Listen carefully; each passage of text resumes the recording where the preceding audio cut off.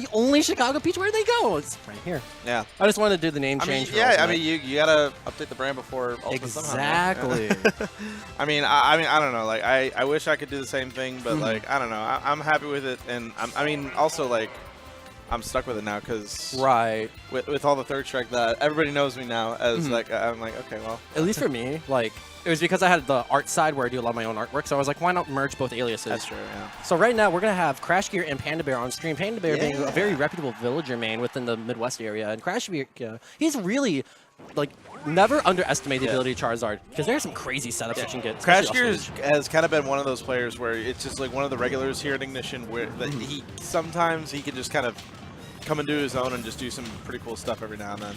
It seems like he had a quick diet of pellets right there. Just short hop forward air just for days. Yeah. This is like basically the matchup in a nutshell is that Villager's gonna be at slingshot length and he's just gonna be keep firing away, and there's not a whole lot that Charizard can kind of do to zone break, so it's just gonna be a lot of Charizard just kind of waiting to like see if there's one little frame window that he can get in with maybe like a dash attack or something, but it's for the most part, this is really, really rough for Zard. I can definitely imagine all the different disjoints, all the strong hitboxes, and all the auto cancels that Villager can do. I mean, even then, as soon as you get him into the air, like Villager just has the mobility to just stuff whatever Charizard wants to do. Also, like Panda Bair downloads the opponent quite well and picks up on habits. So it's like, well, just like seeing that he knew he was gonna roll. It was just the wrong timing, but it's like just imagine. Yeah, like Panda, like. He just knows. He's really good at adapting on the fly like that.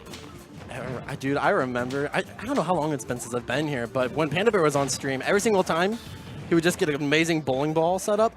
It'd just be like he's at Poplar, just taking every life. He's taking lives right now. Yeah. There we go, just take a strike right there. It's like, speak of the devil. But right now, it seems like CrashGear is doing a pretty alright job trying to retaliate, getting center stage now and keeping him off. So that he's got the edge guard opportunity right now, and if he just didn't push. Stage, he just didn't push near Legendary enough. It gave him like a safer turn being on that one higher up platform. Yeah, that's the one problem. Like Charizard doesn't really have a whole lot in terms of ledge game when it comes to Villager, because Villager has Villager can just do stuff like this the entire game. Right. Oh, I think even with the balloon pop, you get enough of like a little upward rise that's fine. That's what I was about to say. There's not a single time where I've seen both of those balloons pop and a Villager die because of it. There's only like one or two times, but for the most part, after those balloons pop, you still do get a little bit of vertical rise, and it's enough. It's oftentimes just enough to grab the platform. Speaking of the vertical rise, CrashGear had a very good up tilt to take the stock away from Panda Bair. Now it's just going to be, all right, at least he's adapting and power shielding properly. Yeah. I feel like the only options that Charizard really has for ledge guarding are usage of flamethrower, and then sometimes maybe doing a down tilt for read or down smash. Yeah. But like most of them are dependent on like reading and figuring out those habits. Yeah, you need to like get reads, and honestly, that's one thing that CrashGear is starting to do. But like that's the one thing that oh, not again. That was just unfortunate positioning there on CrashGear's part. I mean, it's hard to kind of stay aware like that when you're just focused on one thing. It's like once you get off stage, you got to like focus on a million things. Like, all right, I got to get back to ledge, got to do this, got to do that.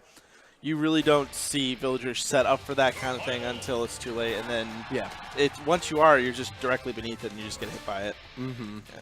Like that's what makes that's what makes bowling ball just so good, like a good tool on ledge in general, because if you can just waste your opponent's resources to get to that point, it's like that. This is an interesting stage choice. I was expecting like maybe like Smashville or something, but I think one thing that CrashGear will have benefits from because of Wispy, using Flamethrower, he could then approach from center stage if it blows.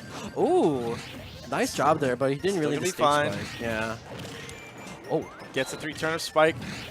That was such an early gimp. I think that might have been an up B instead of a side B there. Yeah. The side B is definitely what killed him.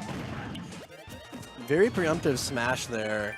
I feel like right now, CrashGear, he might be a little tilted at this point. I mean, I would be too. Honestly, at this point, like, you really need to dial that back, though. You got to like get your head back into the game. He's at 70%, and like CrashGear can take the stock really easily.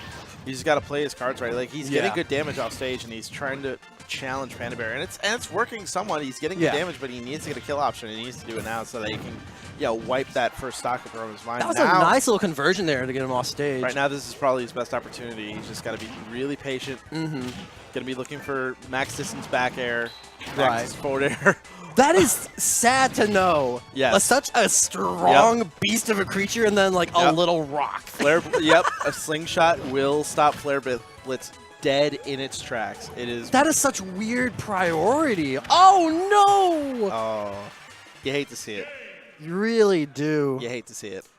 Panda Bair taking 2-0 against CrashGear. That was still a good fight from CrashGear though. He showed off a lot of good stuff that that you can do with Charizard. And then you saw a bunch of unfortunate stuff like Flare Blitz being stopped by a measly little pebble. Forward air. Yeah.